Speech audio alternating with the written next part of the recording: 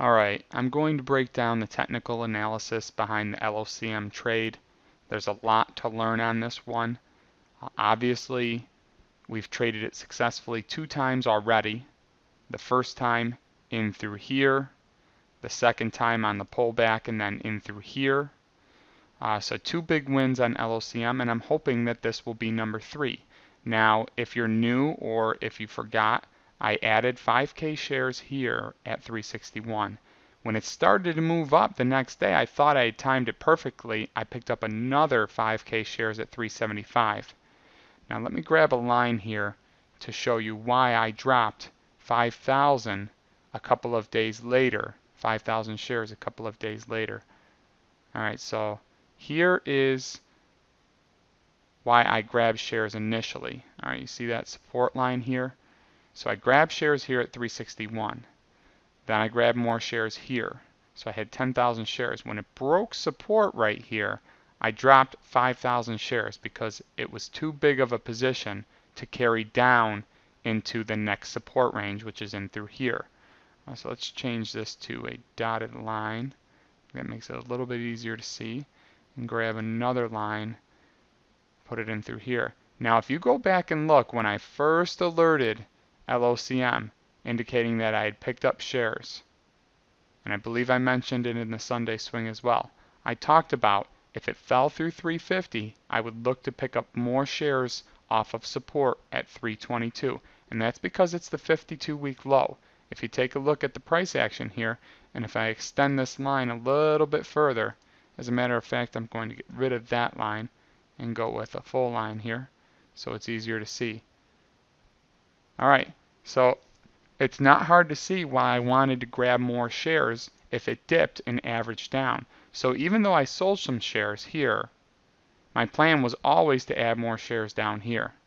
And the only reason I picked up more shares is because I thought it was going to run. I like to buy into strength. I did the same thing here when I made $6,000 on the first LOCM trade.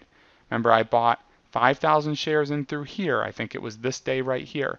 And then on the day it squeezed, I actually added at the low that day. So I had 10,000 shares going into this massive squeeze. And that was Friday afternoon, right around 3:45, if you remember. Okay, so that's my strategy. I like to buy into strength, especially when I think a stock is going to squeeze. Now here you can see why I thought that was setting up again. Okay, we've got the good support. We've got the shorts possibly covering now, you know, from the big drop. And I was hoping for another big squeeze. When it breaks this, I sell. But the game plan the whole time was to add more shares, and that's what I did today. Would I have liked to have gotten it down here? Yeah, but it was too risky. There's no way to tell if that was truly going to hold. Break that 322 area, and obviously it could turn into a really big loss. So I had to see some strength first. I started to see that strength today, so I grabbed more shares at 339, which brought my average down to 357. Alright, so there's your support. There's your 52-week low. You can see that we touched it back in through here. You can see that it dipped recently in through here before we traded it the first time, and reestablished 350 support, broke it, but now it's moving back up. Here's the goal moving into tomorrow. You can see that the moving averages are ahead at $3.86 and $4. This is the 50, the red, and this is the 20, the blue. My goal would be to trade this one up into the 370 range, 380 range, and get out with a nice profit before there. Now, because the initial alert was sent out at right here at 361, I'm guessing most everybody who might be holding still is break even. Indicators, which I'm not a huge fan of, but I do keep on the chart because I like to look at them from time to time, are looking good. RSI, obviously just out of or near oversold, obviously.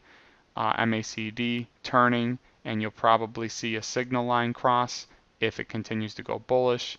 Williams percent R, obviously oversold. And you can see that when the Williams percent R is oversold, when it comes out, it usually has a pretty nice run. So hopefully we'll get some continuation tomorrow. Here was the last time it came out, so I'll grab a line right here. And you can see that the stock made its way back up. You take a look at the Williams percent R the next time, and it made its way back up. So lately, the Williams percent R has been a good indicator when it breaks that -80 line we'll see whether or not that holds true this time. I don't put much faith into indicators. I think they just basically follow the price action anyways. So really all I care about is momentum. What I'm looking for is more buying tomorrow to drive this price up, and I'll look to sell for profit into that. That's the LOCM trade. It's not really complicated. You can see resistance here at 384, resistance here at 386. So there are going to be some sellers here most likely. Anybody who bought on this day at the top, and then of course you have your 50-day moving average that people naturally sell off prior to. All right, that's it on LOCM. Hopefully we'll get the squeeze we were looking for tomorrow. We'll get some continuation on this one. It'd be great to see anything like that. Will we get through the moving averages? Of course, it's certainly possible, but it's hard to say.